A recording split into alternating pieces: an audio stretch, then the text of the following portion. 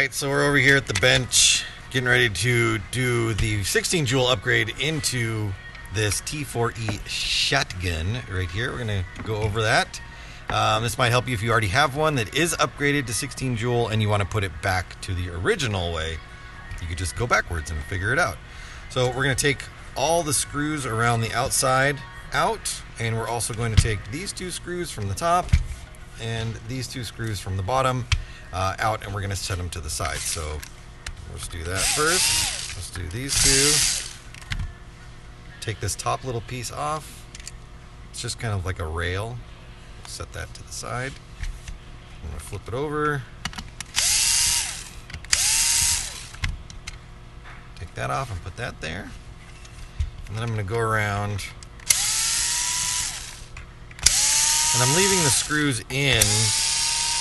I'm not pulling them out and setting them to the side. I'm just leaving them in there. That way I don't lose them.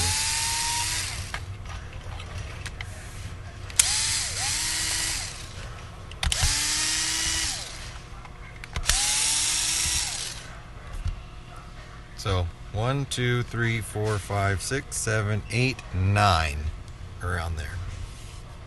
Now we want to separate this half. You can see that it's split down the middle into two halves. The easiest way for that is typically when you undo the screws, like you see right here, it'll start to split right along there. If it doesn't start to split, you can always just give it kind of a tap with your screwdriver and it will split open even more. And if it still doesn't, you can kind of just pry your finger in there and get it to split apart. But what I do is I put my flathead in there and I kind of just walk it down and kind of just pry it, move it, and get it to open up. Come around here, slide that in there, give it a little pry, and it'll pop right off. And we'll kind of just set that up there for now. Alright, so here we've got, this is our gas tube right here, is where our CO2 cartridge goes. Our valve assembly is, our puncture assembly is up in here. This is the pressure relief valve that pops up when it is gassed up. And then our valve assembly is right in there, and this is the part where we're going to remove a part out of it so that it can shoot harder. So we need to undo some screws right here. 1, 2, 3, 4, 5, 6, and 7. And again, I'm going to leave the screws in there. So 1, 2, get back in there, screw.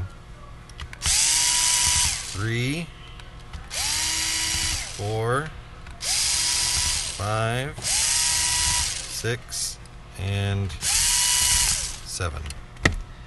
And once those are all done, I did get that last one right. There we go. The way I pop this out is I use some leverage right here. So I'm going to pop this up. So this is up now. And where the button that you pushed on the back side of it, so towards the back of the gun, put my flathead right underneath there, and I use that as a leverage point to pop this top plate up. And then once I get that up, then I can kind of just work it around and move it over. Alright, from here we've got our barrel selector and our linkage arm to the gas flow body, I guess you want to call it. We take both those pieces off, and when we go to put them back in, there's only one way that they'll go together, so it's not, you can't get them backwards. Alright, so inside here is our valve. This is where we're gonna get to, is this part right here. We need to remove this part right here, which diverts the air to either both chambers or the right or the left chamber. And that's what you're adjusting right here. When you turn this thing, since it's hooked up to this arm, it pulls this arm back and forth, which pulls this lever like this. If it's in the middle, then it's using both chambers. Come on. It's much easier to do with the linkage.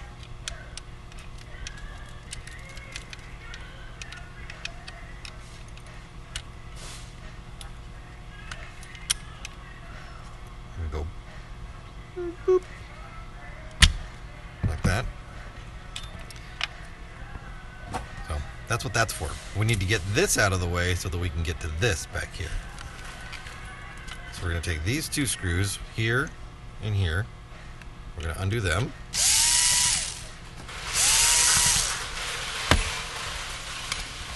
And again, I have the screws in there. You could take these two screws out because they do like to get lost and go all over the place. So just be careful.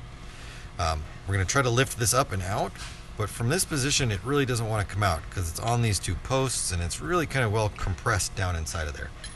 So I'm going to kind of wedge everything up on the back side of the valve and against the front of the trigger. You can see here's our trigger right here. And sometimes there's a black mark on the valve itself. I'm going to take my screwdriver, my flathead, and I'm going to put it behind there. I'm going to lift, and it's going to kind of lift everything up. I am not lifting to the point where everything pops out because it'll just go shooting all over the place. I just want to get it up a little bit.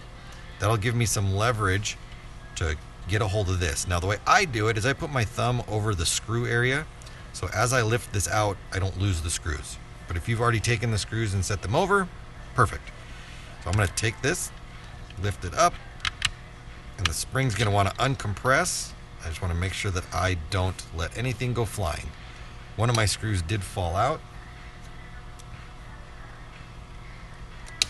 I'm going to get in there and grab it, and then I'm going to put it back right there. Alright, so now we've got our spring, our bolt, and our valve assembly. We can get the rest of this out. Alright, now let me show you a couple things with this. There's a couple parts to this tube that may or may not fall out. This little plate right here stayed on. Sometimes it stays in here and it will look like this. Alright, so what I do is I put everything back onto the gas tube right here. And there's three things. There's this plate, which is going to go on here. Alright, also that usually gets trapped down inside here is the O-ring, which I'm going to pop out of here like that, and then I'm going to put that back on. So now we've got our O-ring and our plate there. And then the last thing is this little brass flow restrictor that's down inside of here. So we want to get that little brass piece out so that we can make sure it all goes together properly.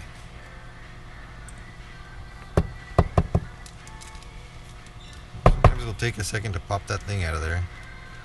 It's got a bunch of grease on it, so it doesn't want to come out. Now, on this, you've got one teeny tiny little hole on one side and one large hole on the other side. So I'm going to put my pick in the large hole and it goes in. There's only one way to fit this into this tube. It won't go on backwards, so that's going to go on there. This is going to make it easier when we go to reassemble everything. So from here, we're going to take the bolt off. So we've got our spring, our bolt, and then also our little bumper right there. You want to make sure all three things come off so that we don't lose them.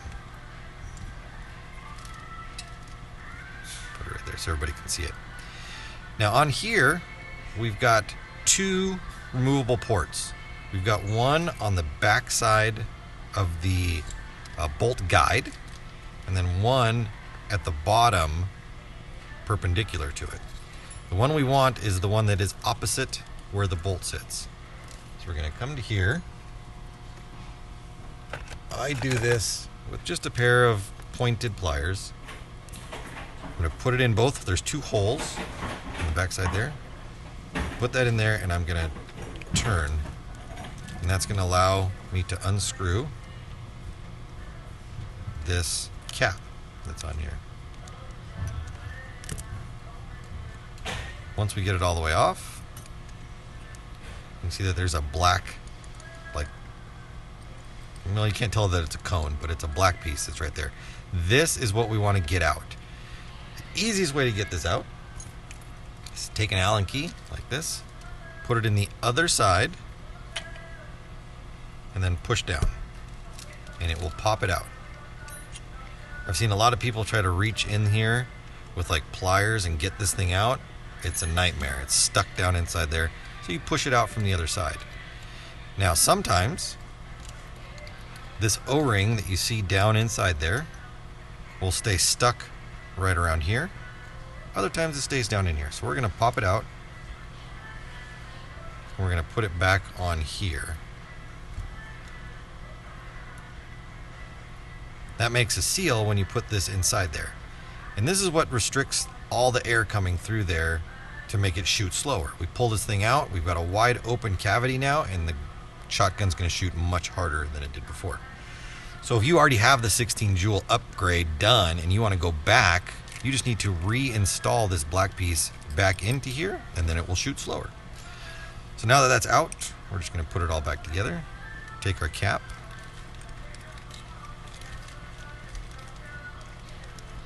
Put this back on and tighten it down.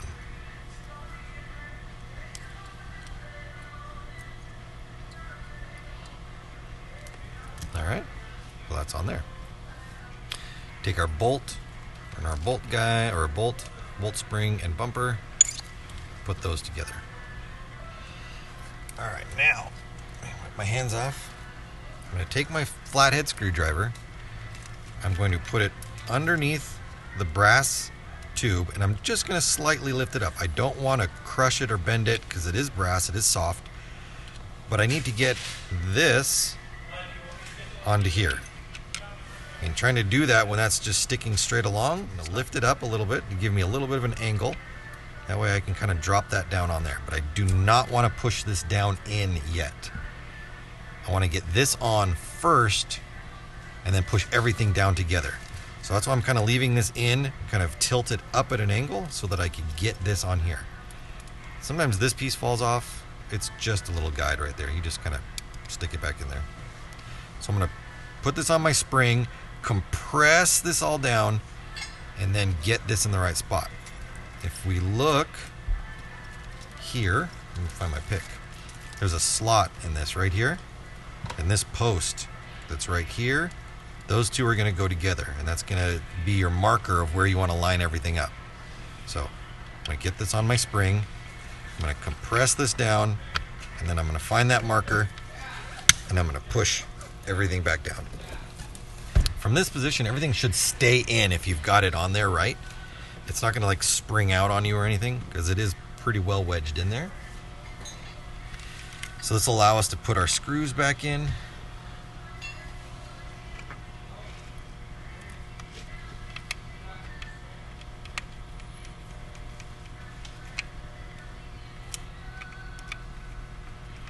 I find that when I'm taking the screws out, using the electric screwdriver is okay.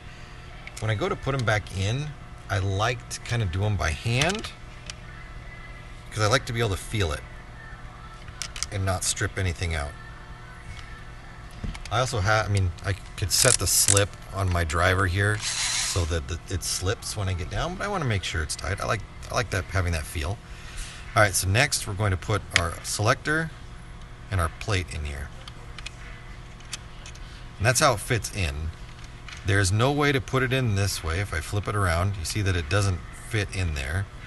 Flipping it around backwards, it doesn't, like these two pieces don't go together because they're a different size. So there's only one way that this will go together, and that's like that. So you put this in, put that on, make sure it fits in between these slots, bring it down to the end, and then slide it on here. That's it, and it just sits there. Once we put this top plate on, it'll fit inside this long groove right here, so it can only move back and forth inside there. All right, so now we're just gonna set this back down on top and kind of use this as a guide, or the pivot right here, this little black pivot is what's gonna fit into this part of the slot right there. And we're just gonna push that down on there.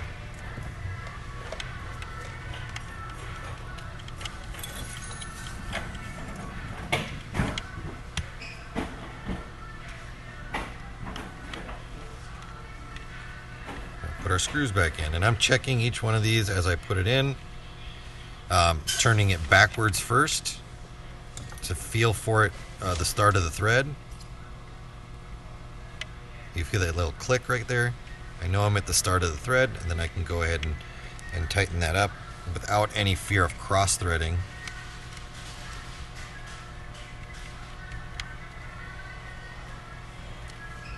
I mean, the metal that they use in inside these things is not the best. Aluminum or whatever. Even if it is aluminum, who knows? So we want to save the threads as much as we can.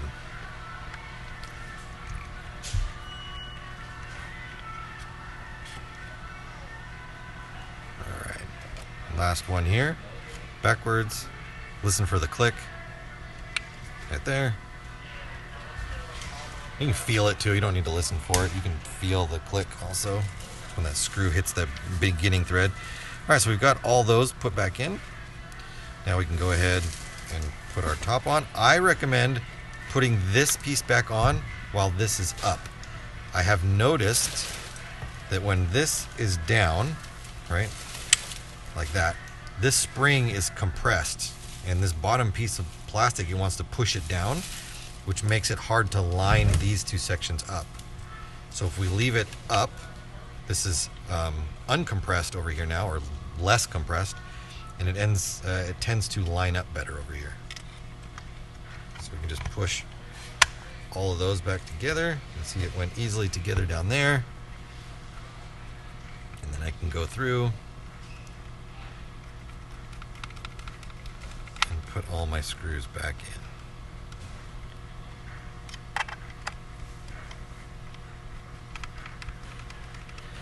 The ones that you're putting into plastic, like these screws going through and into plastic, you're less likely to feel the start of the threads because it's a very, very fine pitched screw and it's going into plastic. So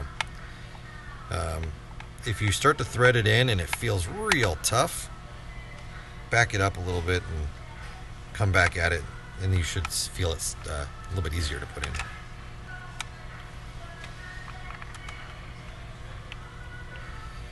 Alright, we're almost all the way around. And then we'll just put the top rail back on and that bottom. And then we'll call it a day. It's a pretty straightforward swap. There's a lot of pieces. There's also, I've done one of these for the T4E 68Cal pistol. And that's got all sorts of stuff you can lose inside of there. This one has less parts that are likely to fall out. Less spring things and stuff like that. So a little bit easier. Alright. So close that down.